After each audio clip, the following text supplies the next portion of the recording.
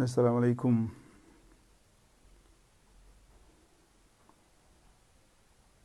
waaw sëñ Khalifa ñoo ngi lay ziaraat bu baax a baax. maa ngi njort ni son bi baax na.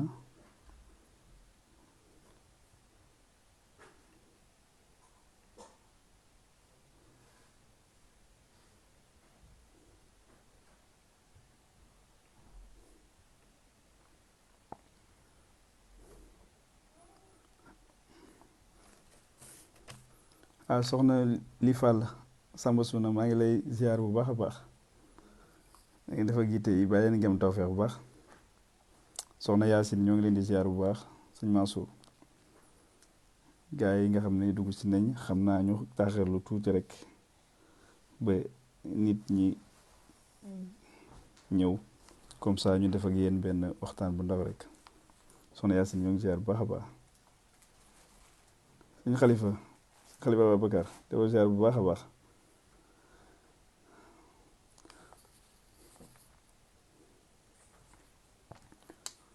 waaw son bi baax na de ah.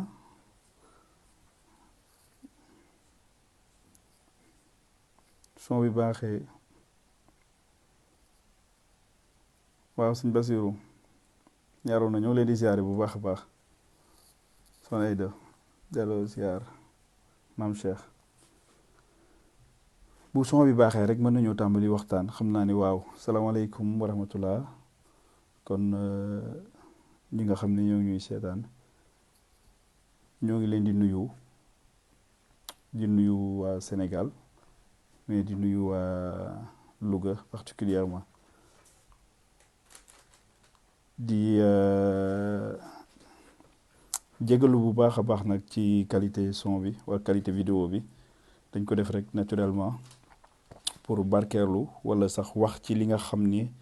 xëy na umpatul kenn fii ci biir Sénégal. Sénégal gépp a ngi koy wax waa réew mi ngi koy wax waa bitim réew ñoo ngi koy waxtaanee te mu xewee foofu Louga ci lañ bëggoon a wax tuuti rek ndax di jégalu nag ci yeex a wax bi surtout ndax on avait décidé de ne pas en parler wala bokk jéego yi ñu ci doon dox ak lijjanti yi ñu ci doon dox dañu décidé woon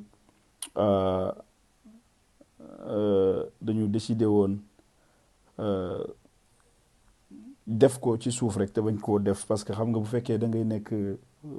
ci yëngu ci politique bi yor yenn dayoo politique yi xëy na léeg-léeg yenn mbir yi tamit tiis ak naqar yu tegu ci kaw nit xëy na am na noo ci defee rek mën nañu jàpp ni yéen moom lu ñëw ngeen communiquer ko lu ñëw ngeen récupérer ko et cetera. loolooy tax xëy na ñu doon moytu te li ñu doon lijjanti ñu ko doon def ci suuf. waaye nag xëy na wax ci mënul ñàkk fi mu ne nii ndax fi mbir mi jëm. man bi mbir mi xewee sama benn xarit moo ma woo téléphone ni ma laxaat yow yaa ni woon da ngay porter plainte waa hôpitalu Louga xam naa ni defoo ko waaye xam naa ni fi mu ne nii moom ak li xew nii moom da nga ko def. booba bi may woo moom mi ngi toog ak kenn ci mbokku borom këru soxna si. ñoom ñi ngi toog mu woo ma téléphone def ma haut-parleur di ko wax loolu naan ko laxaate ba mu dalee wax ni day porter plainte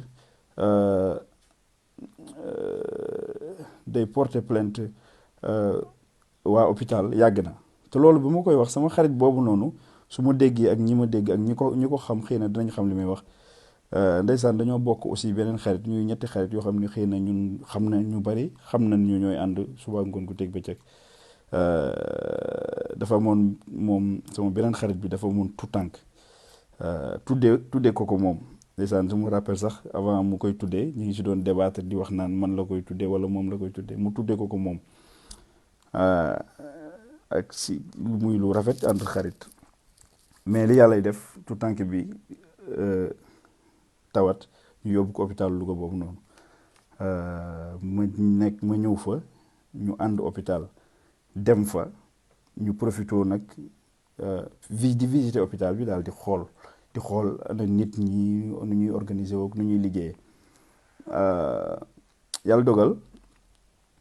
bi ñu ñëwee ci fi nga xam ni xale yi nga xam ne si ni juddu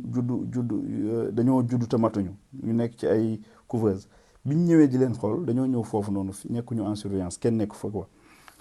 bi ñu laajtee ñu ni ñu ñi nga xam ne si ni ñoo war a gérer loolu dañoo dem reer yi quoi mooy xale yu jigéen yeeg sage-femme yeeg yooyu noonu dañoo dem reer yi muy mbir mu xaw a doy waar bi ñu ñëwee nag ba maa ngi leen di dal seen kaw sax naan leen yéen xale yi da ngeen leen war a surveiller te am na kenn ci ñoom ku ni ma xale yii de ñu ci ëpp duñu dund ndax fii ñu nekk te conditions yi effectivement ndax man fa ma leen fekk loolu du couveuse dañoo jël benn lampe rek comme pondeuse yii nii ni ñu koy defee lampe yu tàng yooyu taal ko teg leen ci benn pavé nii ci benn xeetu néeg ñu bàyyi leen foofu xale yi mu ne ma ñëppay le lendemain pourtant bi ma ñëwaatee effectivement bi ma laajtee ñu ne ma xale yooyu yëpp décédé nañu aussi xale yu ci ëpp daal décédé nañu ndax ñàkk taxawu ak aussi conditions yu métti yooyu ñu nekkee woon loolu bi mu amee aussi yàlla dogal na ni sama xarit boobu may wax aussi tout temps que boobu aussi ñu ko tuddee woon bi mu jugee hôpital boobu noonu ba dem këram ay quelques fan rek dafa mujj noppalu yàlla na ko yàlla yërëm muy lu metti loo xam ne si nii dund naa ko loolu lu tax ma koy wax damay wax ni rek lii xew nii boo gisee tëbuñu rek nekk ci sax di wax mu def ko euphorie wala sax waa Louga ñu ci bari dugguñu ci yooyu li ko waral mooy du lu bees ci Louga du lu bees Louga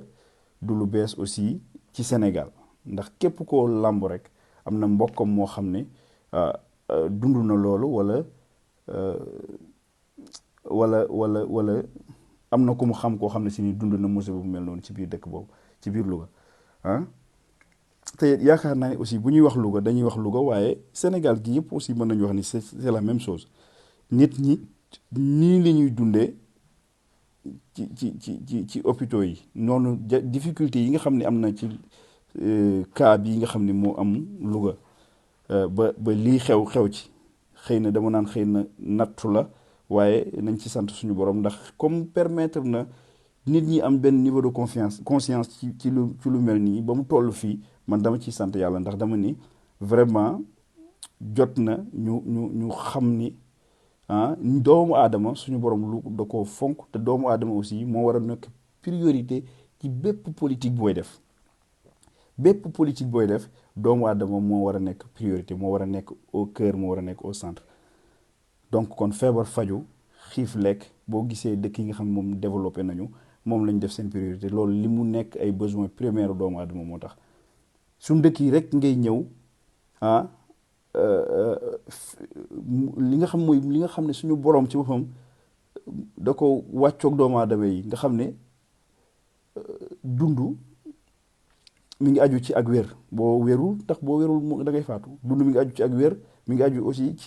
ci lekk ak naan nga xam ne ay besoin primaire la nga xam ne si ni bis boo amee jiw wala boo amee ndox boo amee ay terre et cetera loolu ak lu mu metti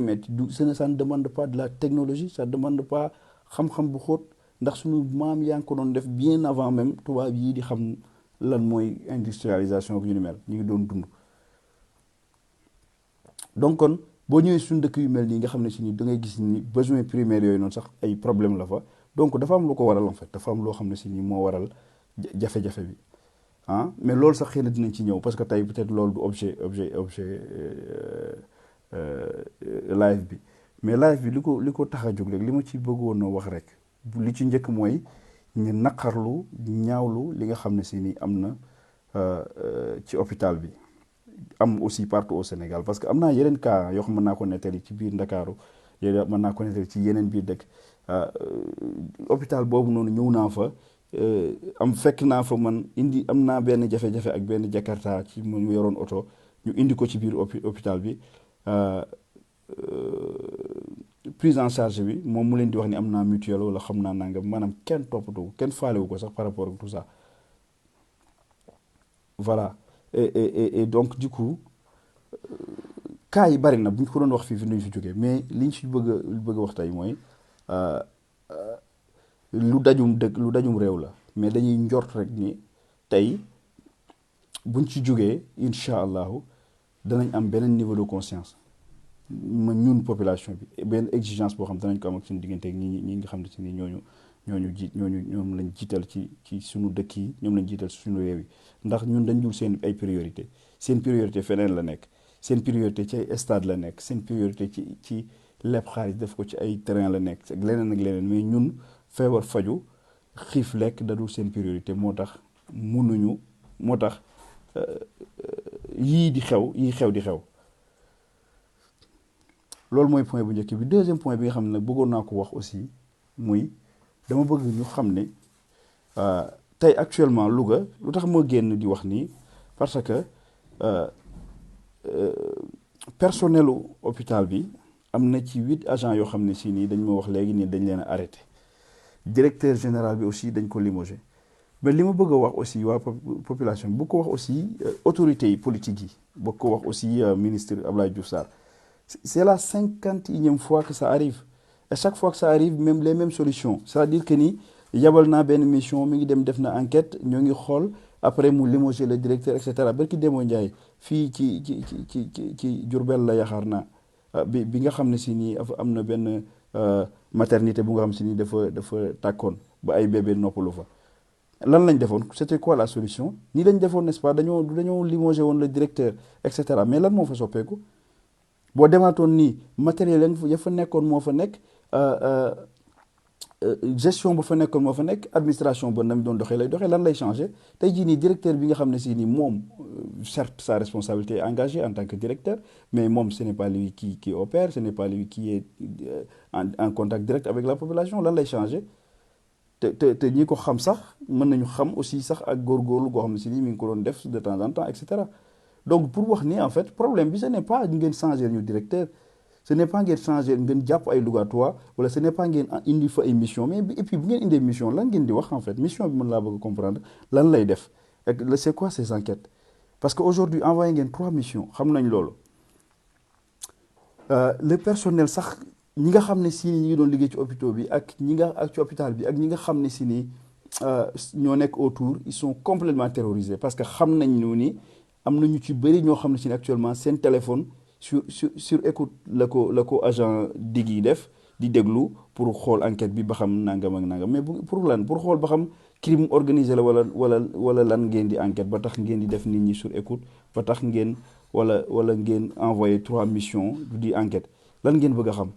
mais loolu li ngeen bëgg a xam ngeen ko c'est le quotidien des Sénégalais noonu la nit ñiy dundee accueil bi boo demee noonu la hôpital boo dem accueil bi noonu la mel. boo yorul xaalis doo faju boo fa xamul kenn doo dugg hôpital Louga ni mu mel noonu la fépp mel foo dem.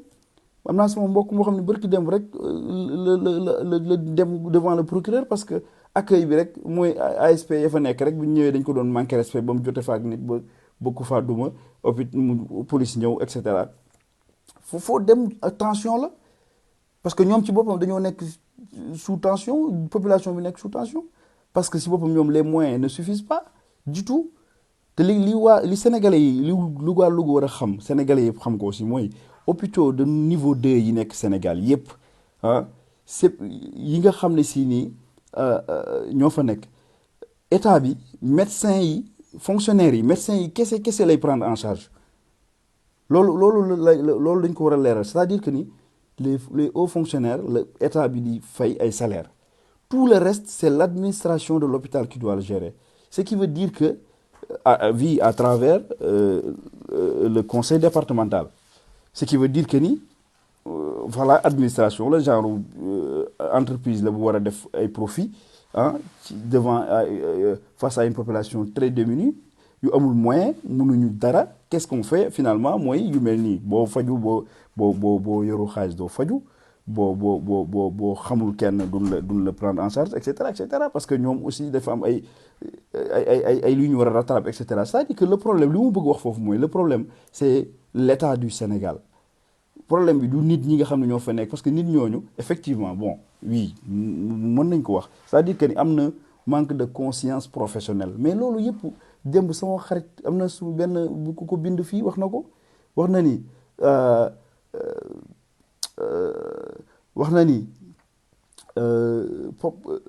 manque de formation moo jàpp gars yi loolu effectivement lan moo ko waral mooy budget amu fa budget boo xam ne si nii dana permettre xale yu jigéen ña fay liggéeyee ñu ak xale yu góor yi ñu mën leen a former de manière professionnelle ñu xam seen responsabilité xam li ñu dugg lan la xam bakkanu aadama nan la toll xam aussi seen i prérogative xam ni man fii laa yem sage-femme laa fii la sama liggéey commencé fii laa yem xam ni man médecin laa fii la samay responsabilité commencé fii la yem et cetera xam ni lii moom laay encourir bu fekkee ni defuma li ma war a def et cetera loolu ay formation la loolu niveau de conscientisation la mais hôpitaux yoo xam ne si ni ña fa nekk ci boppam xamuñu sax dëgg-dëgg yenn relation ak yenn rapport la ñu war a am ak nit ñi et cetera c'est très normal que ay cas yu mel ni di fa am cas yi di ñàkk teggin et cetera mais loolu li ko waral aussi mooy li mu wax sànq hôpitaux yi Sénégal aujourd'hui àdduna bi loolu dépassé nañ ko tey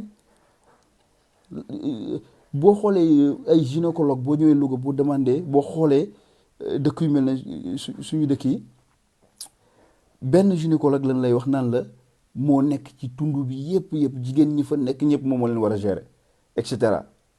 mais c'est très normal gars yi bu ñu demee ba mu yàgg dañuy péter les plombs après nag aussi loolu mooy indi manque de laxisme bi moom mooy indi manque de rigueur bi moom mooy indi di deal et cetera looloy waral sax médecins yi ci boppam ñoom it aussi di jël ay centre privé à côté di liggéey à côté et cetera di dóor en fait système dóor bi ngay gis ni Sénégal li waral médecins yi di dóor di am ay yeneen kii professeur université yi nekk yor ay école privée waa douane am ay policiers yi am ay oto yuy daw ci biir dëkk bi di concurrencer comme transport bi maanaam secteur boo dem rek ña ko war a gérer ñoom ñoo créer ay yeneen circuit parallèle pour di concurrencer ñi ko war a def wala ñoom ñuy essayer de se débrouiller et cetera mais li ko waral mooy de un pays complètement géré par des gens yoo xam si ni amuñu benn volonté man bàyyi naa waxi compétence parce que ñoom li ñu leen di demander le niveau de développement bi nga xam ne ñoo ngi koy demander ça ne nécessite pas yenn compétences yi ñun on les demande pas de nous ramener sur Mars wala de faire décoller des fusils wala de nous ramener ci benn rang mondial ñun demandé wuñ leen loolu parce que ñoom amuñu capacité yooyu noonu amuñu capacité exigence yi nga xam moom la Cheikh Anta Diop amoon nga xam ne si ni moom souci am moom moo doon c'est la race noire ñun nit ku ñuul ba bët bi ñu koy xoole ak la civilisation nga xam si ni ñoom tey lii xew ñoom waxi civilisation la ñuy wax bërki démb élection bi mu gagné bi ñu nekk ko 50 bu ñu nekk voix yi nga xam dañ laa voté dañuy ñooñu du ay vote loolu choix de civilisation la on parle de civilisation blanche de civilisation noire et cetera c'est-à-dire que l'insulte day gën a sori di gën a métti nit ñi di gën a extrême droite dëkk yu mag yi di gën a voté extrême droite et cetera parce que kenn ku nekk di replier wu et cetera nit ñi di jéem a fexe nañ autonomie Covid bi jaar fii nga xam ne si ni wane na ni tey suñu dëkk yooyu noonu amuñu benn autonomie en matière alimentaire amuñu autonomie en matière de santé amuñu autonomie en matière de logistique mënuñu woon a gérer suñuy transport et cetera y a tellement de problèmes yi nga xam ne si ni ko mbir yi wane nañ ko dañu waroon a def beneen sursaut dañu waroon a génn ci complètement ci modèle bi nga xam ne si ni moom la nekk di ko gérer suñu dëkk yi mais lan ngay gis ku mel ne Diouf Sarr nga xam ne moo doon ministre bi nekkoon ci moo yoroon Covid bi et cetera bi ñu fa jógee li mu def moom mooy nekk candidat pour devenir maire et cetera avec scandale yi ñu wax ci Covid bi tout ça mu ñëwaat nekkaat financé waat ay milliards nekkaat et cetera ñu bàyyiwaat ko mu ñëw tey mi ngi nii mooy continuer tey mooy limoger ay directeur et cetera di jàpp ay agent et cetera li ñu leen di wax mooy ñun wàllu ko ñun li ñuy jooy ak la population di ko jooy di ko jooy di ko wax nii ci mbir mii nii waxuñu leen ngeen changer ay directeur waxuñu leen dañoo wax ni ngeen fulal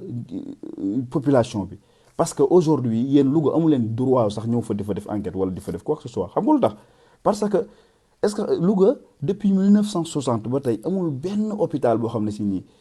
état moo ko fa tabax amul hôpital yi ngay dégg nii ñu koy wax Pikine partout amul fa bi fa nekk ku si ñëw un privé nit Baye Djili Mbaye mi nga xam ne si nii moom laa doon wax ci sama programme ba léegi ba ma nekk ci candidature bi tuddee woon ko moom moo tabax hôpital bi te bi mu koy tabax bi Louga waree nekk ville bi mu demee demander Abdou Diouf pour ñu war a changer war a dem région Abdou Diouf moo ne ko li nga ci war a dugal dana nekk plus de ay 50 et quelques 100 et quelques milliards xaw ma mu ne ko dinaa ko def plus moo tabax stade bi pour que ñu mën a am yenn standing yi pour mën a nekk une région il faut nit ñi xam loolu moo tabax yenn axe yu mag yi ngay gis noonu route yu mag yi Louga Baye Djili moom moo ko def moo defal marché bi moo ko tabax boo demee sax d'ailleurs même architecture bi nga fay fekk ak même boo demee même architecture bi nga fay fekk ak même design bi même couleur yi et cetera da nga xam ni lii c'était même chantier bi la woon Baye Djili moo tabax hôpital moo tabax defar marché Louga bi moo defar stade bii ñuy wax tey nii stade benn stade bi nga xam moom la Louga am moo tabax hôpital boobu noonu et cetera en fait lépp Louga la fa nekk lépp ay privé ko fa def nit a ko fa def Baye Djili moo fa def ak ñeneen ñu baax ay bonne volonté donc maintenant lan ngeen depuis 1960 amul benn effort boo xam ne état def na ko fa mu à travers politique yi nga xam ne si ni mu ngi koy def PUDC et cetera sànq ci maa ngi jot di lire le PDCS le plan de développement sanitaire de 2010 pour 2019 2023 boo ko xoolee nga gis ñu encore des promesses et cetera ak des calculs des trucs yoo xam ne si ni ça ne sert à rien wooy expert ñëw calculer mais lii régler problème bi ce n'est pas di dàqee wala di chaque fois ngeen ñuy sóobal mais cette fois-ci loolu aussi mooy sama deuxième message bu nga xam si bëgg naa gars yi retenir ko on ne veut pas juste ngeen changer personnel continuer même politique bi parce que ki fay ñëwaat bu ñëwee même personnel la fay fekkaat même politique bi la fay fekkaat même ressources yi la fay fekkaat même matériel bi la fay fekkaat donc forcément li fa amoon moo fay amaat li ñuy exiger mooy Louga ñu defar ñu beneen hôpital de niveau 2 et puis exiger aussi ñu recruter ñu ay personnes qualifiées et loolu sax te loolu moom dinaa ci ñëwaat ci beneen live loolu ay proposition la yoo xam dañu ci ñëwaat mais cette fois-ci li ñuy wax mooy Mbéri Sylla Amadou Mbéri Sylla le PDC moom la ñuy waxal et actuellement avec l'acte 3 de la décentralisation am nga une partie de l'hôpital boo xam ne yaa ko war a gérer à travers l'administration mais du ñu caaxaan yi ngay def démb dégg naa la ngay def promesse ni da ngay def da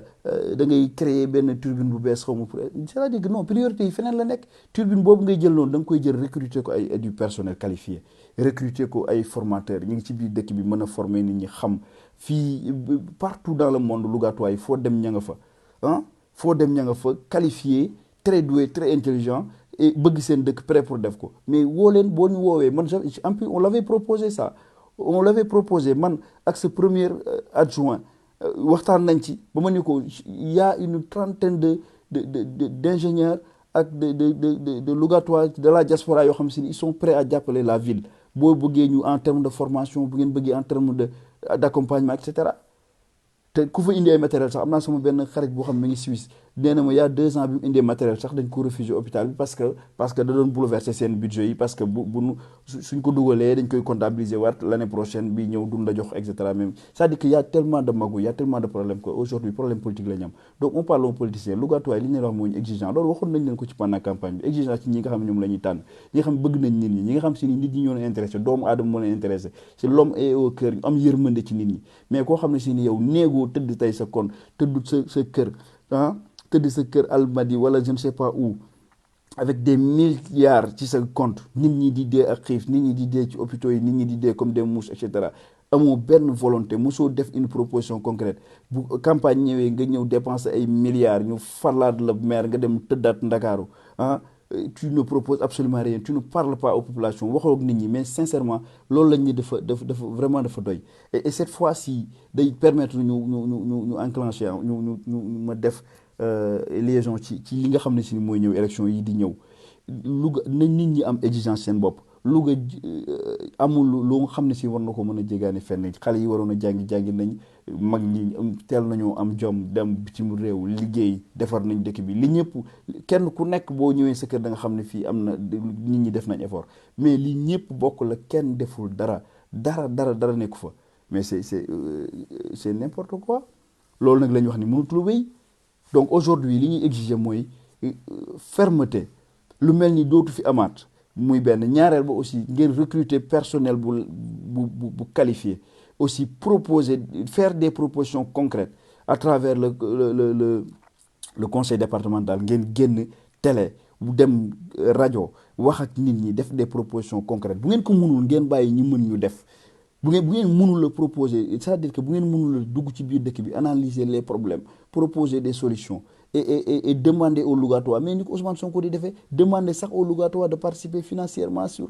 dans le financement de vos propositions loolu bu ngeen ko defoon Lougatois yi def ko on est des milliers les Lougatois sont des milliers partout dans le monde prêt pour jël seen xaalis def ko si ñii ngeen bàyyi hôpital boo xam si ni te ay ñëpp ci privé bi la ñuy nekk et puis am na yeneen yoo xam ne man sax beneen yoon lañ ci wax sincèrement mooy ay c'est-à-dire que même traitement bi ñuy def foog ni nit ñi moom xamuñu dara ku ñëw ñu ni la césarienne di dagg biir yi comme ça comme si ñun bu njëkk ba suñu maam yeeg yooyu nañ daan naturellement ni ñu doon juddoo dafa mënatul nekk parce que tout simplement OMS am na ay chiffres yoo xam ne si nii wax na ko comme quoi que ni dëkk boo xam ne si nii am nga atteindre nga benn taux de natalité bi via xotti biir dëkk bu baax nga et cetera ngeen ñëw ku ñëw ngeen xoot biir pour faire des chiffres c'est pour faire des chiffres on le sait très bien c'est pour faire des chiffres et en même temps c'est aussi pour wàññi njur gi parce que ku dagg sa biir ñetti yoon bu ëllëgee dootoo ñemee dem juri et cetera loolu yëpp ay politique la yoo xam ne si derrière on le comprend ngeen nekk ci biir dëkk bi c'est-à-dire que exigence li ñu bàyyi nit ñi si boppam moo ëpp gars yi li ñu leen bàyyee moo ëpp population bi nag nañu jël cette fois-ci moo tax d'ailleurs maa ngi gis sax gars yi di fustiger li tax politiciens yi waxuñu si alhamdulilah man sax loolu c'est quelque chose de très bien le fait que politiciens yi waxuñu si et le fait que la population lougatoise ci boppam la société civile ñoom ñoo jël mbir mi ñoom ñoo jëlal mbir mi seen bopp yéeg gérer ko seen bopp gis naa ku ci mel ne Iba Dia à travers sa chaîne les journalistes Mbacké Mbodj gis naa ku ci mel ne Fanta Chimère ñu nekk ci engagé wu et cetera macha allah ça c'est très bien donc marche bi nga xam ne si dañ ko def àjjuma incha allah ñu dañ ko ànd ak yéen lépp lu ci war danañ ci jàpp ci lépp luñ ci mën ci suñu kéemtalaay kàttan mais liñ bëgg wax mooy ne lâcher rien cette fois-ci lii am na ba noppi astu soxna yàlla na ko suñu boroom xare àjjana yàlla na suuf sedd ci kawam di jaale di ko jaale way juróom yi surtout ak témoignage yi mu def di ko jaale borom këram di ko jaale ay mbokkam yépp vraiment muy lu naqari loo xam ne si nii war naa mën a tax cette fois-ci ñu bañ a bàyyi bañ a lâcher prise man li ma bëgg mooy tension bii nii ñu def ko comme ni ko gilets jaunes yi doon defee France bu jaayee xoolal parce que bu ñu génnee benn yoon demaat tëddaat suñu kër yi du sotti dañuy jaral ajjuma bu jot wala samedi bu jot parce que warul yàq liggéeyu kenn samedi bu jot à 17h ñu def benn sitting devant la mairie wala ñu def benn sitting devant l'hôpital et cetera nit ñi génn mu jaral leen ñu génn gis nga nag damay bëgg ajjuma dëkk bi fees dell nit ñi génn parce que gis nga tubaab yeeg naar yeeg Bangladesh yi boo gisee nag aussi parfois seen i mbir di avancer mooy suñu wootee ci loo xam ne si ni naqaru dëkk bi la ñëpp bokk ko ñëpp ay génn naqarlu ko ñëpp ay génn kenn du des këram dañuy indaale sax xale yu ndaw yi nañ ñëpp génn wane ni on n'est pas du tout content wane ni les Lougatois dun ay dof yoo xam ne si ni da ngeen di ñëw indi ay 3 missions indi ay enquêteurs indi waa DIC ñuy déglu nit ñi écouter nit ñi di ñu indil benn tension ci biir dëkk bi et cetera tey bi may woote léegi nii am na ay père de famille mère de famille yoo xam ne ñu ngi buntu police di jéem a lijjanti seen doom yi pour ñu génn indi fa beneen tension boo xam ne si ni ce n'est pas ça qu'on vous demande on vous demande d'être plus sérieux de respecter la population on vous demande de nous proposer des solutions concrètes on vous demande de faire de la politique autrement arrêtez bu élection jotee ngeen jël ay milliards xëpp ko ci dëkk bi yàqate loo xam et puis milliards yoo xam ne si ni moomu leen ko nit ñee ko moom yàqate ko ci biir dëkk bi ba noppi bu ngeen noppee dem tëddiwaat bu après ñun ñuy dem ak suñuy problème dem ak suñuy difficulté à travers la santé à travers l'éducation à travers loo mën a jël rek loo mën a jël domaine boo mën a jël rek c'est des problèmes à ne pas en finir kenn mënul wax lépp mais nag cette fois-ci moom li may sant yàlla mooy politiciens yi jëluñu ko y compris man mii sax yeex gi ma ci yeex a wax ni pour man c'est très bien nit ñi di ci bañ a wala ñu koo jël di ko akimu wala di ko wax au nom de benn parti politique mais ne ko population bi jëlandoo def ko samedi ajjuma boobu noonu ñu jàpp date bi Soxna Fanta et vous les organisatrices les organisateurs yi nekk derrière mobilisez-vous mobiliser la population na rajo yi may leen la possibilité ngeen communiquer partout imaam yi nañ ci jàpp na ci borom kër yi jàpp na ci dawalkatu fas yi watiir yi ñëpp nañu arrêté seen activité jour boobu noonu génn pour exiger pas réparation wala ay limogeage non pour exiger du respect pour exiger de la rigueur, pour exiger une autre façon de faire, une autre considération. Ñu considérer ko nit ñi considérer ko lugatuwaay yi parce que bari na borom lugatuwaay xam ñu ngi ci bitim réew di rayante seen njaboot nekk foofu noonu seen xel du dal bu sa njaboot feebaree ay milliards mën nga ko injecté parce que à travers des cliniques privées parce que hôpital bi kenn toppatootu ko kenn nekk fa et cetera on perd des milliards mënuñu am santé mënuñu am jàmm mënuñu am dara ndax seen ñàkk yërmande. du ma fi nekk di énumérer dëkk yi nga xam baax nañ parce que bu ma doon nettali fii kaawu France wala may nettali kaawu Canada yi nga xam ne man ñoom xam naa leen dëkk yooyu su ma doon nettali seen prise en main seen prise en charge d'un malade da ngay yéemu ci yàlla da ngay xam ne ñun suñu yërmande des na mën nañu wóor mën nañu julli mën nañu defee nangam mais am na suñu lu bare loo xam si ni comprendre nañu ko ci message ku tedd ki Rasulullah sallallahu alayhi wa sallam. donc kon gars yi sincèrement li ñuy exiger moom cette fois-ci mooy ñu bañ a dellu ginnaaw mooy aussi autorité yi cette fois-ci bu leen may jàmm ba et puis ñu jël ko Fanta yéen ñi nga xam yéen a ngi ci wax naa ko sànq mais ngeen jël ko de manière très très sérieuse c'est-à-dire que ni une fois que ngeen dem ba marché ba ñëw le soir même aller dans les plateaux exiger que des politiciens de l'autre côté ou même de tous les côtés exiger leen ñu ñëw toog s'expliquer wax pourquoi yu mel nii di am ci dëkk bi ba une centaine de fois parce que bii rek moo ci siiw yéen ñi nga xam ne ci dëkku leen lu ko xam bii rek moo ci siiw mais une centaine de fois la fay am du fa jeex du fa xaaj et demander leen pourquoi lu mel ni dafa am demander leen des propositions écouter les gens déglu leen nit ñi ku amul proposition ngeen xam ne kii du koo xam ne si ni amal na njariñ dëkk bi député élection député yaa ngi ñëw da nga leen gisaat ñu takkaat seen i yoraat seen i 4x4 yoraat seen i milliards duggaat ci biir dëkk bi defaat seen i ay affaire joxewaat seen i milliards ngeen falaat leen ñu demaat tëddi Dakar wala ñu demaat feneen tëdd fa du ils ne défendent pas la population vous ne les intéressez pas seen i mbiri bopp leen intéressé loi ya fay ñëw li nga xam ne si mooy yokk seen i salaire yokk seen i dund mu mën a naat ñoom moom ci la ñu ne mais newuñu ci yéen newuñu ci seen i soxla xam leen seen bopp xam ne yéen a mën a libérer seen bopp démocratie la ñuy wax démocratie bu ñu koy wax mooy le pouvoir au peuple te le pouvoir bu ngay dee peuple moo ko yore c'est à travers le vote nag mooy une vote consciente mooy lan mooy loo xam ne si ni kenn du la jox 100 francs wala kenn du la jox ñaar dërëm nangu doo ko nangu ku la ko jox te ku la ko jox it nga lànk te ku koy joxe aussi dalay jaral nga jóg xeex ko engagé wu pour mën ko faa jëlee xam nga pour mën ko fa jëlee voilà loolu la ñu war loolu lii nii cas bi loolu la ñu war a def ñu am une nouvelle conscience am une nouvelle exigence à travers nos autorités voilà loolu daal laa bëggoon tey lu mu metti ma wax ko beneen yoon nag ñu mën a ñëw ci détails yi mën a ñëw ci nit ñi suñu diggante lan moo waral tamit négligence yi di am lan moo waral parce que ñi ngeen fay wax noonu xale bu jigéen bi dafa xamadi dañ lay wax ay wax c'est-à-dire que loolu lépp manque de rigueur la manque de rigueur la jóge au sommet bu jugee au sommet nit ñi manque de rigueur c'est comme ça noonu lay demee voilà am na ay wax yu ma wax yoo xam ne nag xëy na dinañ ko xóotalaat beneen yoon sincèrement dinañ ko xóotalaat dinañ ñëwaat incha allah ci détails yi ci médecins yi créé clinique danañ ñëw wax leen Louga ñaata clinique ñoo fa nekk yoo xam ne ay médecins ñoo ko yor danañ ñëwaat wax leen ci césarienne bi opération césarienne bi nga xam ne mooy am li tax ku xale bu jigéen ñëw ñu dagg biiram ku ñëw ñu dagg biiram xotti di la gëmal naan la césarienne lañ war a def loolu yëpp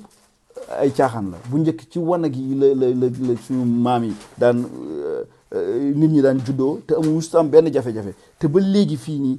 France fii nii da ngay boo xoolee boo compter nit ñi wala maanaam kenn césarienne c'est extrêmement rare parce que pourquoi parce que OMS validé na ni leen yéen seen plateau médical baax na et cetera donc ñoom pare nañ ci loolu mais ñun nag dañoo am lu ñu bëgg a prouver OMS moo tax tey jii nii ñuy césarienne di defee affaire et cetera y a tellement de problèmes vraiment gars yi ngay xam ne yéen ñi may seetaan de toute façon yéen a ma gën a xam sax parce que li may lire nii je pense que ni ça suffit largement pour mën a comme contenu parce que li ngeen di wax nii voilà laxisme partout pas de programme axé sur l'environnement sur le développement sur les gens macha allah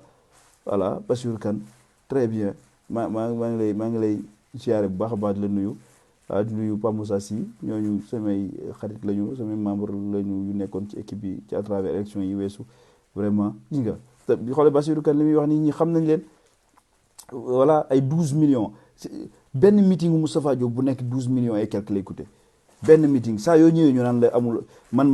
miy wax man ba ma demee maternité fi nga xam ne si ni xale yu matul yi lañ fay def couveuse bu ma fa fekk maanaam benn lampe yu nga xam ne si ni comme yi ñuy pondeuse yi pour les pondeuses yi ñuy leen tegal lampe yu tàng yooyu mun nañ teg nii rek xale yi nekk ci suuf ak ay mbóot ak ay mbir yoo xam ne si ni man maa ko filmé woon sama téléphone jamono yi sax sama téléphone dafa yàqu mais kon ma dugal leen image yooyu ay maanaam melawkaan wax boo fa dugg si da nga daan fii ndax nit ñi fiy nekk ay nit lañ leen jàppe te médecin yooyu noonu ak politiciens yi ñu mag ñi amul ci kenn koo xam ne si ni da nga ñëw dugg sa gis sa nangoo bàyyi sa njaboot mu nekk ci condition yooyu noonu mais ñàkk yërmande ñàkk yërëm nit ñi sincèrement mais il faut une révolution et sincèrement encore une fois ma tëje foofu pour bañ a guddal waa Louga li ma leen di ñaan mooy nattu la suñu borom nattoo nañu lii xewee Louga metti na ñoo ngi koy masawu coono ñi mu dal di ko masawu coono waa dëkk yëpp mais aussi nañ ko sant yàlla et puis li may ñaan mooy la révolution bi nga xam ne si la révolution pacifique bi war a am mais commencer par par la santé ah mu nga xam mooy domaine bi nga xam ne si nii moo gën a primaire moo gën a taqoog ay besoins primaires doomu aadama yi révolution boobu war a am dama bëgg waa Louga ñun ñu porter révolution boobu noonu une révolution pacifique non politicienne xam nga portée par la société civile portée par les dignitaires religieux portée par la population portée par les mécaniciens portée par les Lougatois lambda ajjuma bu jot ñu dem exiger taxaw buntu police taxaw buntu hôpital taxaw buntu mairie def benn sitting mu 10 minutes wala 15 minutes pour rendre hommage ñi nga xam ne si ni ñoo noppalu ci hôpital bi boobaak léegi rendre hommage ñi nga xam ne si ni famille yi nga xam ne si ni ñoom lay tiis yi di dal seen kaw mais aussi pour exiger des réponses politiques claires pour exiger un plan sanitaire bu leer ci biir Louga loolu laa bëgg incha allah gars yi ñu porté ko ba kenn bañ a bàyyi benn politicien bañ ko récupérer commencer par man mii di wax vraiment loolu laa amoon lu mu bëgg wax ak yéen parce que bi ma déggee arrestation yi dama ni nag wax jot na parce que vraiment c'est pas ça qu'on veut on veut pas encore ngeen ñuy tuur lëndëm ñëw jàpp waa ji limogé directeur bi et cetera c'est pas ça qu'on veut ce qu'on veut c'est que Moustapha Diop le maire de Louga qui est l'argentier de Macky Sall Modou Mbéry Sylla le député lougatois ah li ñu bëgg mooy ngeen génn dem ci télé lougatoise yi dem ci rajo lougatoise yi ngeen expliqué wu wax ak nit ñi pourquoi lii di am pourquoi manque de matériel bi am Louga ci hôpital bi mel noonu pourquoi ay clinique di pousser un peu partout dans la ville te que hôpital bi mel nekk ci conditions yi noonu pourquoi accueil bi mel nii les gens ne savent pas communiquer pourquoi le personnel n'est pas formé pourquoi voilà question yooyu yëpp daal nga xam journalistes yi man xam naa leen booy journalistes yi ñoom Hamdine ñoom Iba Dia rigueur bi ñu am xam naa ne duñ leen bàyyi et ils vont préparer un tas de questions boo xam ne si danañ leen ko poser ngeen répondre respecter leen nit ñi nag cette fois-ci génn leen parce que man waxoon naa leen ko bi ma nekkee candidat newoon naa leen proposer leen un programme vous ne l'avez pas fait newoon naa leen présentez-vous devant la population et parlez-les mais vous ne l'avez pas fait newoon naa leen dugg leen jaxasoog nit ñi ngeen demander leen seeni problème proposer ay solutions vous ne l'avez pas fait cette fois-ci nag lii am na li ñu leen di demander mooy respectez-nous génn leen ngeen dem rajo dem télé wax ak nit ñi wax leen lan moo tax lii di am expliqué wu donner ñu des solutions proposer ñu quelque chose de très clair parce que xam nañu hôpital bi gestion bi ni mu mel xam nañu aussi dëkk bi lépp li fay xew voilà loolu rek laay bëggoon a wax maa ngi jégalu bu baax a baax ci ton bi maa ngi jégalu ci qualité vidéo bi sincèrement dama ko vraiment improviser nii rek parce que noppi jaadootul et que mbirum Lougatois yëpp la mbirum sénégalais yëpp la na ko ñëpp xamee noonu na ku nekk def noonu sa dëkk ñu xeex ko parce que yomb na 15 millions d'habitants la ñu franchement parler 15 millions d'habitants c'est Caire rek moo ñu ëpp Caire ah boo demee Nigéria Lagos rek mu ëpp Sénégal ñu fa nekk 15 millions d'habitants kenn ku nekk waroon nga mën a faju te doo fay mënoon nga lekk te doo fay mënoon nga def plein de choses et cetera mais vous êtes incapable de nous sortir de cette situation là vous continuez à faire votre politique votre sale politique ah bu élection ñëwee ngeen ñëw jot seen i milliards et cetera un moment donné c'est n'importe quoi c'est n'importe quoi voilà parce que bariwuñu Louga ay presque 200 et quelques mille habitants franchement parler loolu fii nii boo demee bitim réew partout ah ay maires ay jeunes maires yoo xam ne si nii amuñu sax 30 ans ñoo koy gérer ñu génnee seen population ci nguuta am yërmande ci ñoom à travers des programmes à travers une vision claire à travers du sérieux à travers de l'implication de l'engagement et aussi à travers des politiques participatives boole ci nit ñi di wax seen xalaat ñu koy def mu nekk seen yitte suba ngoon guddeeg bëccëg def ko jaamu yàlla ci ñoom mais yéen ngeen ni ay jullit ngeen ni ay bu ajuma jotee kenn ku nekk sol koppateem sol mbaxanaam fu sëriñ bi woote ngeen wuy ji et cetera mais mun leen a fexe ba am yërmande ci nit ñi mun leen a fexe ba jël sax ñi aay wala bu ngeen mënul ngeen jël ñi mën parce que man wax naa leen ko fii sànq ni man par exemple bi ma doon engagé wu man je sais très bien que ni man je suis un informaticien man sama kiif li ñuy wax maanaam sama li ma bëgg man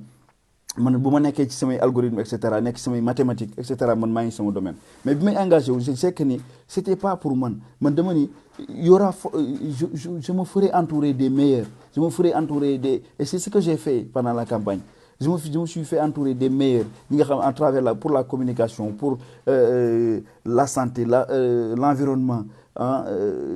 l'éducation et cetera les meilleurs ñu ngi ci biir dëkk bi mais faites-vous entourer des meilleurs jël leen nit ñi mais ñaana ngeen sax jël ku baax même ku am compétence biir si seen biir équipe bi da ngeen koy fexe ba suul ko di dal ak moom di wax nangam bu ngeen sañoon ay larme ku ngeen gis la relation bi nekk ci c'est automatiquement c'est la relation dominant ku ngeen gis rek koo xam ne si nii daal war naa ko maral botam ay dàllam ba mën a yéeg mu yokkal ma sama daraja wala koo xam ne si nii war naa jéggi ci jël à travers samay dàll ma jéggi ci kawam ba jàll yéeg ci kawam tout seen dund gi yëpp loolu la man je parle là politiciens yi lay waxal seen dund gi yëpp loolu la relation dominé kese à un moment donné faut que ça s'arrête faut que ça cesse ngeen dem defi li nga xam moo leen passionné mais ñun ñi nga xam si ni parce que dañu am yërmande ci nit ñi dañu xam ne lii mën naa soppeeku parce que 15 millions d'habitants lañ Sénégal ah et cetera xam nañu mënuñ soppeeku ñun ngeen bàyyi ñi mën ñu def wala ngeen faites-vous entourer des meilleurs en tout cas li nga xam ne si ni mooy li nga wax moom mooy que la lumière soit faite sur ce dossier-là et que les Lougatois ne lâchent pas l'affaire ah tous les jours génne leen ajuma bu jot nañu def man aussi dinaa barkeelu sama li mu mën c'est-à-dire que bëgguma dugg sax ak sama casquette politique mais bu jaree chaque fois ñu def live interroger les gens donner la parole aux Lougatois ñu wax ñu def live wax ak nit ñi et cetera vraiment loolu laa bëggoon wax sincèrement di jégalu bu baax ci ton bi surtout xaw na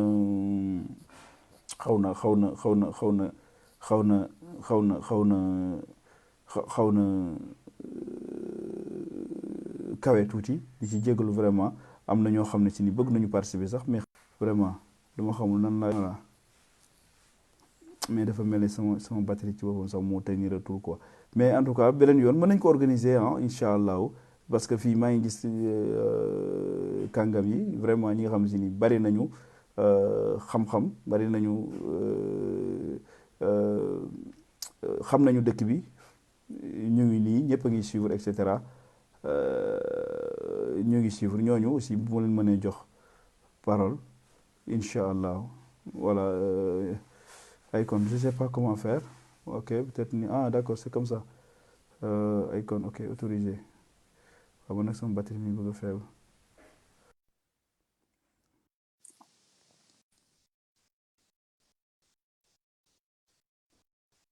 Icon dafa mel ni envoyé naa invité ma xam nga xam da nga mën a dugg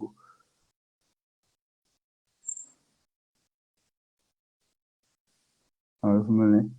impossible de te mettre dans le live loolu lay wax quoi est-ce que du batterie faible bi ma nekk nii aussi voilà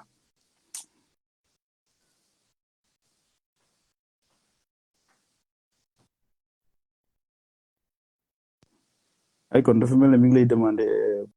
pour nga ñëw donc boo mënee ñëw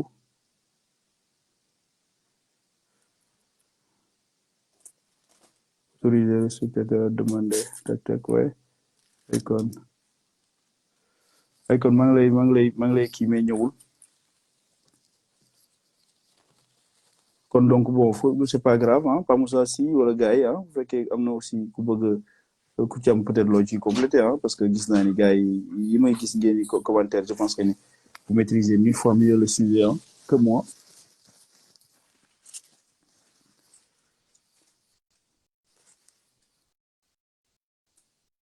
non ay kon grawul envoyé naa ko sànq wala ngay def demande bi yow envoyé naa ko sànq mais jàllul xaw ma lu tax ah xaaral ma xool voilà ay ñoom li fall wala mais loolu li ma doon wax sànq gis nga lii Samba Suuna Fall ñii nii xale yi may wax nii ñi may wax nii ay lugatoise lan yoo xam ne si dañoo jàngi woon bitim réew jàngi médecine chinoise ñenn ñi jàngi médecine générale ñenn ñi jàngi médecine traditionnelle ah ñëpp ay ce sont des jeunes lugatoires compétents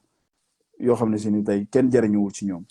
kenn jariwul ñu ci ñoom parce que pourquoi ay politiciens yu fatt rek taxaw suñu kanam ëpp ñu xaalis fuuf bu élection ñëwee ñu dugg ci dëkk bi tasaare fa xaalis nit ñi dañoo sonn nit ñi dañ leen di jënd mais dañoo sonn dañoo sonn voilà loolu dinañ ci ñëw loolu moom beneen débat dinañ ci ñëw mais ay kon xam naa ne affaire bi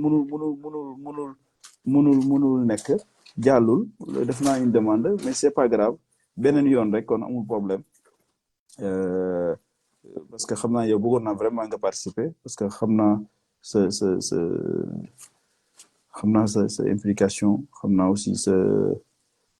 détermination macha allah.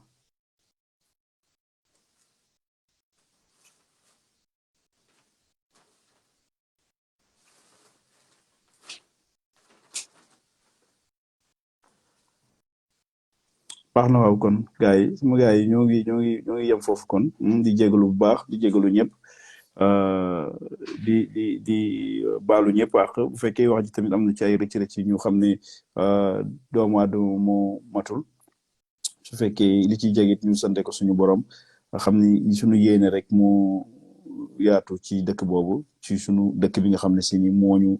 ci lañu juddoo ci lañu yaroo ci lañu màggee lépp lu ñu xam mooñ ko xamal suñuy wéyjur fa la nekk suñuy mag suñuy rakk fa la nekk fa la ñuy xëy li may wax sama gars yi naan leen fa la ñuy xëy di joxe di joxe dépense